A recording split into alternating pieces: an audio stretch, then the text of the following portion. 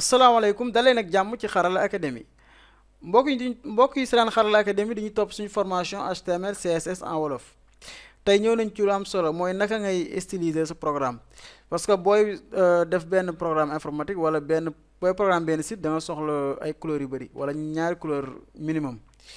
léegi nag naka la ñuy jëlee suñu programme boobu moo am ay couleur moo xam rouge bleu wala tamit font yi naka lañ koy utiliser voilà lépp lu jëm ci style tey bëgg nañ ci wax. ok léegi ñu ñëw ci suñu fii page bi moo nekk nii defaguma ci dara mu wan leen ko ci navigateur bi ngeen xool mi ngi nii style rek laa def. léegi bu ñu defee style li ñu njëkk a soxla mooy syntaxe bi naka lay nekk style. par exemple tey bu ñu ni woon style nii ok style dañuy def nii égal fii dañuy ñëw def property fii value nga koy tëj lii mooy style. léegi style yi nii dafa am yu bëree bëri comme inline style mooy style en ligne am na lu ñuy wax style en ligne maanaam styliser en ligne style ok c'est bon. ak tamit am na tamit style boo xamante ni dañ naan internal style maanaam style interne. am nañ tamit external style comme style externe. voilà style toujours liñ koy utiliser mooy ci CSS boobu mooy bii nii bii xam naa tutoriel bii di ñëw ci loolu la ñuy wax mais tey dañuy xool style en ligne ak style interne. léegi style en ligne bi ci lañ ñëw léegi am naa benn bienvenue chez Aïda ok léegi bu ñu ñëwee fii nii dama bëgg a def comme par exemple benn menu léegi ñu def benn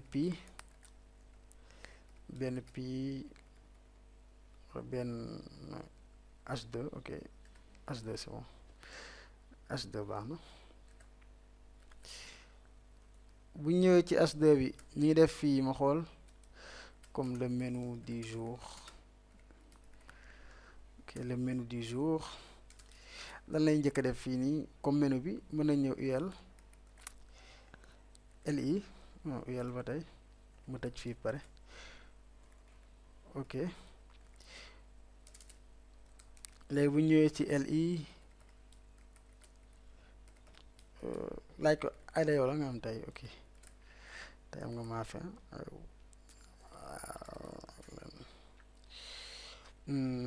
li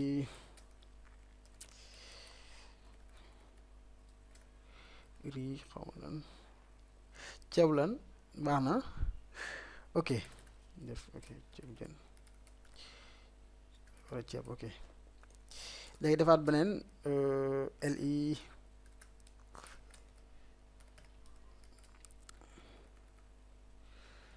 domada ok c'est bon. léegi li moo nekk le menu du jour bienvenue chez Aïda le menu du jour. léegi fii nii defaguñ benn style léegi ñun liñ bëgg njëkk a changer mooy background bi maanaam arrière plan bi page bi léegi dañuy ñëw fii nii ñu def style léegi bind nañ style mooy syntaxe bi gis nga mi ngi nii syntaxe bi moo nekk nii. léegi property bi dañuy ñëw pour background color maanaam couleur de l'arrière plan. léegi lan lañ ko bëgg a def mën nañ ko def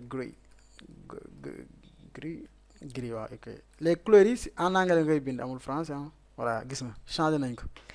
léegi bi ñu changé background bi pare dañoo bëgg changer tamit couleurs yi parce que gis nga gris bi boo ko defee kii bi leerul trop wala tamit mën nañu utiliser light gray wala ok moo xaw a gën a leer ok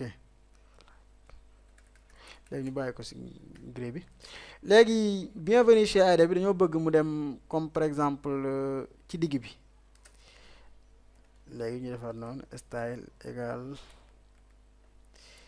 text align center ok léegi text align center day jël texte bii nii yóbbu ko ci digg bi comme par exemple fii nii gis nga da ngay indi ci digg bi.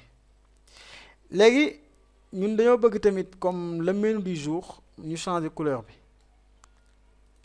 couleur ban couleur lañ ko bëgg a jox sax ok ñu def style color blue c'est bon ou bien non white ok white moom mooy blanc. léegi ñun couleur boobu lañ ko bëgg def couleur blanche gis nga le menu du jour. léegi bu nekkee yii nii tamit buñ neexee indi si beneen couleur buñ neexee tamit bàyyi ko nii amul problème. ok chez ID bi tamit dañoo bëgg changer waat couleur bi moom tamit. léegi comprendre ngeen style mooy lan moo nekk nii ak syntaxe bi naka lañ koy bindee moo nekk nii. léegi lii mën na jël yeneen mën na ko jël comme fii nii text align center mu bëgg tamit changer couleur bi bu ma neexee def leneen ni nii color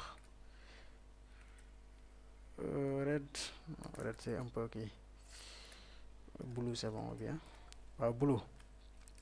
léegi ñu xool gis nga changer nañ couleur bi changer nañ arrière plan bi même fii sax bu la neexoon mën nga changer arrière plan wu bienvenue chez Aïda bi léegi ñun ñu def ko noonu background color white c'est bon ok pour mën a gis affaire mu leer na gis nga moo nekk nii background bi changer nañ ko moom tamit. ok léegi bu ñëwee tamit ci style yi am nañ lu ñuy wax ma xool style interne loolu naka lañ koy defee. léegi style interne dañuy jël balise style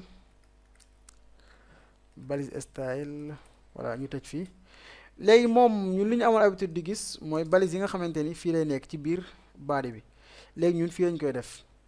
léegi lii boo ko defee da ngay appel bi da ngay woo maanaam li nga bëgg style comme bu dee body nga bëgg style nga jël body. léegi boo ko defee pare da ngay bës da ngay def nii mu nekk syntaxe bi moo nekk nii kii bi moo dafa ñaaw quoi éditeur texte bi ok. léegi woo naa body léegi lan lañ bëgg ñun lii nii lañ bëgg indi fii. léegi fii laa ko bëgg a def léegi da ngay supprimer kii ok supprimer naa ko fii ñu xoolaat ba xam